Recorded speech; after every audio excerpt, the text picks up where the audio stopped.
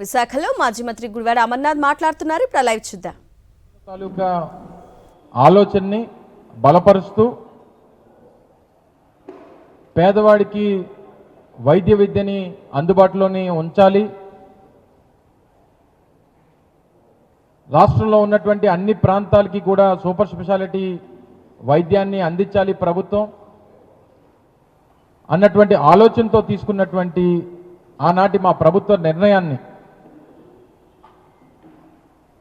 ఈ కూటమి ప్రభుత్వం నిర్ణయం ద్వారా రాష్ట్రంలో ఉన్నటువంటి కోట్లాది మంది పేద విద్యార్థుల తాలూకా ఆశల్ని,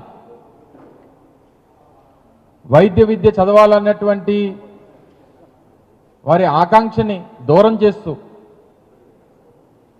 ఈ ప్రభుత్వం తీసుకున్నటువంటి నిర్ణయాన్ని మేము కూడా వ్యతిరేకిస్తున్నాం అన్నటువంటి విధంగా నిన్న జరిగినటువంటి జగన్మోహన్ రెడ్డి గారి పర్యటన, దానికి వచ్చినటువంటి స్పందన, ప్రజల్లో ఉన్నటువంటి ఉత్సాహం, ఈ ప్రభుత్వం మీద ఉన్నటువంటి వ్యతిరేకత నిన్న పర్యటన ద్వారా కనబడిందని చెప్పి నిన్నటి నుంచి రాష్ట్రం అంతా కూడా మాట్లాడుకుంటా ఉంది. జగన్మోహన్ రెడ్డి గారి తాలూకా స్టాండ్, మా పార్టీ స్టాండ్ ఏదైతే ఉందో నిన్న వారు ప్రజలను ఉద్దేశించి నిన్న నర్సీపట్నం కాలేజ్ దగ్గర జరిగినటువంటి పత్రికా సమావేశం ద్వారా వారి స్టాండ్ను కూడా చెప్పడం జరిగింది. ఈ ఆధునిక దేవాలయాల్ని మా ప్రభుత్వం ఉన్నప్పుడు వీటిని పేదవాడికి అందించాలని, వైద్య విద్యని పేదవాడికి మరింత చేరువ చేయాలని, టెరిషరీ కేర్ని ఈ రాష్ట్రంలో ఉన్నటువంటి కోట్లాది మంది ప్రజలకు అందించాలని వారు ఏదైతే ఆ రోజు తపన పడ్డారో, ఈరోజు ఇప్పుడున్నటువంటి ప్రభుత్వం ఆశపడినటువంటి ప్రజలు, ముఖ్యంగా పేద విద్యార్థులు మన భవిష్యత్తు ఏంటి అని అనుకునేటువంటి పరిస్థితుల్లోకి ఈ ప్రభుత్వం తీసుకెళ్ళిపోయింది. పీపీపీ పద్ధతిలో ప్రైవేట్ వారికి అప్పచెప్పడానికి, 10 కాలేజీలు అప్పచెప్పడానికి ఈ ప్రభుత్వం తీసుకున్నటువంటి నిర్ణయాన్ని నిరసిస్తున్నాం. ఈ నిర్ణయాన్ని వెనక్కి తీసుకోవాలి, ఇది ప్రజల ఆకాంక్షలకు వ్యతిరేకంగా ఉంది అన్నటువంటి ఉద్దేశాన్ని నిన్న పెద్ద ఎత్తున ప్రజలు బయటకు వచ్చి జగన్మోహన్ రెడ్డి గారికి సంఘీభావం తెలియజేసి ఈ ప్రభుత్వ నిర్ణయాన్ని నిరసిస్తూ చేసినటువంటి నిన్నటి కార్యక్రమం విజయవంతంగా జరిగినందుకు, దాన్ని విజయవంతం చేసినటువంటి ప్రజలకి, సంఘీభావం తెలియజేసినటువంటి ప్రజలకి, మా పార్టీ నాయకత్వానికి అందరికీ కూడా 2 చేతులు జోడించి పాదాభివందనాలు తెలియజేస్తా ఉన్నాం. ఇది వైఎస్ఆర్ కాంగ్రెస్ పార్టీకి, తెలుగుదేశం పార్టీకో, కూటమి ప్రభుత్వానికో మధ్యన ఉన్నటువంటి సమస్య కాదు. ఇది రాష్ట్రంలో ఉన్నటువంటి సామాన్యులకి, పేదవాడికి, ఏ పార్టీలకి సంబంధం లేనటువంటి మేధావులకి అందరికీ కూడా సంబంధించినటువంటి ఈ రాష్ట్ర సమస్య. ఈరోజు ఉదాహరణకి పీపీపీలో వీరు ప్రైవేట్ వారికి ఏదైతే ఈ ప్రభుత్వం ఆలోచన చేసి తీసుకున్నటువంటి నిర్ణయం ద్వారా ఈరోజు ప్రభుత్వ మెడికల్ కాలేజీలో 50% ఫ్రీ సీట్స్ ఏవైతే ఉంటాయో,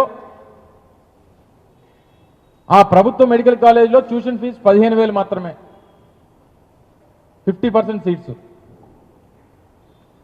అలాగే మేము ఆ రోజు ప్రతిపాదించినటువంటి 50%, ఈ 17 మెడికల్ కాలేజీలో కూడా 50% మెడికల్స్ ఏవైతే జనరల్ కేటగిరీ ఈ ఫ్రీ సీట్స్ ఉంటాయో, ఈ ప్రభుత్వంలో కొనసాగితే అవి కూడా 15,000 ఉండేవి. కానీ ఈరోజు రాష్ట్రంలో ఉన్నటువంటి ప్రైవేట్ మెడికల్ కాలేజెస్, ఆ ప్రైవేట్ మెడికల్ కాలేజెస్లో సీట్స్ ఫ్రీ సీట్ వచ్చినా వారి ట్యూషన్ ఫీ మాత్రం సంవత్సరానికి 3,50,000 రూపాయలు. అంటే రేపు ఈ పీపీపీ పద్ధతిలో ప్రైవేట్ వారికి రేపు చేతికి వెళ్ళిపోతే చదువుకొని మెరిట్ ద్వారా సీటు వచ్చినా సరే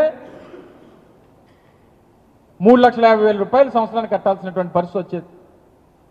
ఇప్పుడు వస్తుంది, ఆ పరిస్థితి వస్తుంది. అదే బి కేటగిరీ 19 నుంచి 20 లక్షల రూపాయలు పెట్టారు. మేనేజ్మెంట్ కోటా దగ్గర 3 టైమ్స్ ఆఫ్ బి కేటగిరీ అని చెప్పి పెట్టారు. అంటే 60 లక్షల రూపాయలు సంవత్సరానికి.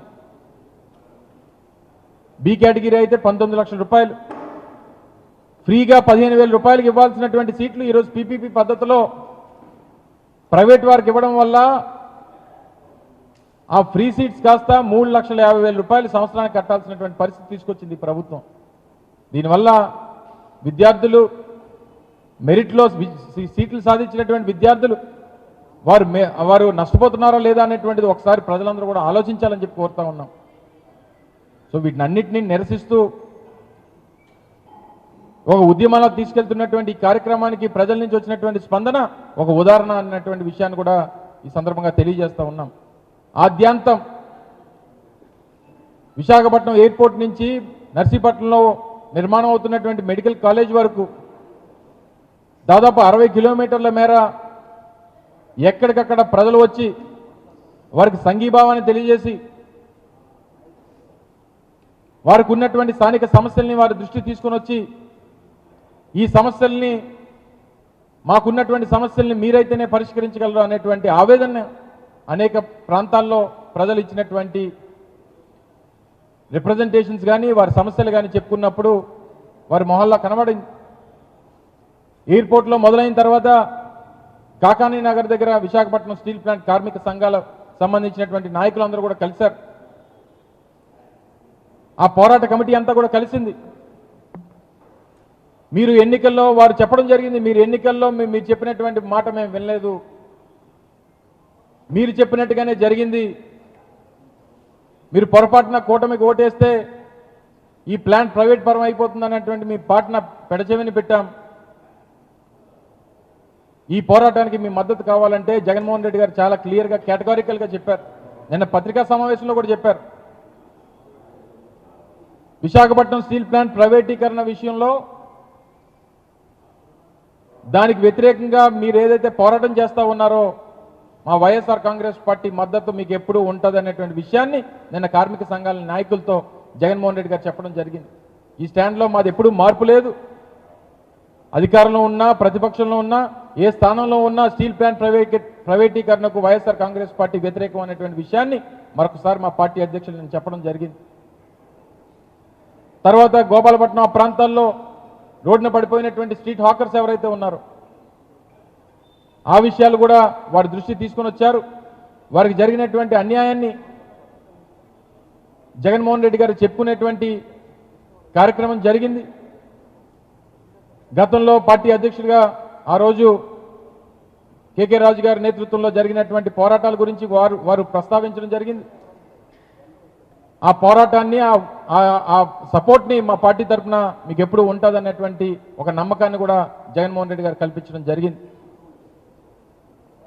తర్వాత అనకాపల్లిలో Govada sugar factory, Chodavaram sugar ఫ్యాక్టరీకి సంబంధించినటువంటి రైతులు, అటు చోడవరం మాడుగుల నుంచి వచ్చినటువంటి రైతాంగం గడిచినటువంటి 10 మాసాలుగా 2025 సంవత్సరంలో ఏదైతే క్రషింగ్కి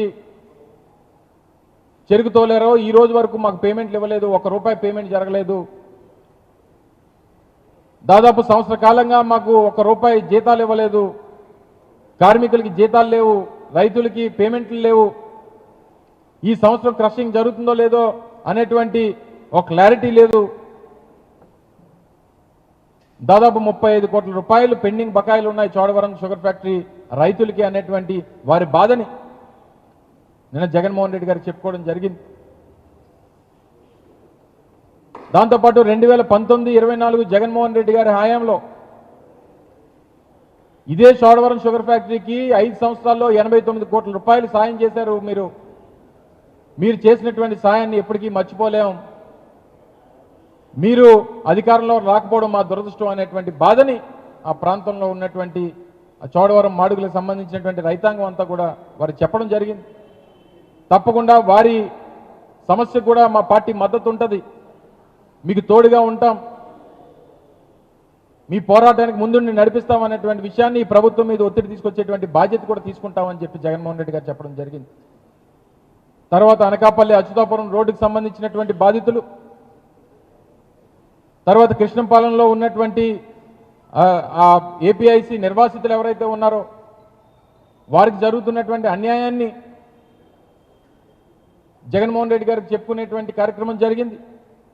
తర్వాత తాళ్ళపాలెం దాటిన తర్వాత బల్క్ డ్రగ్ పార్క్ సంబంధించినటువంటి రాజీపేట అక్కడ ఉన్నటువంటి గ్రామస్తులందరూ కూడా రావడం జరిగింది.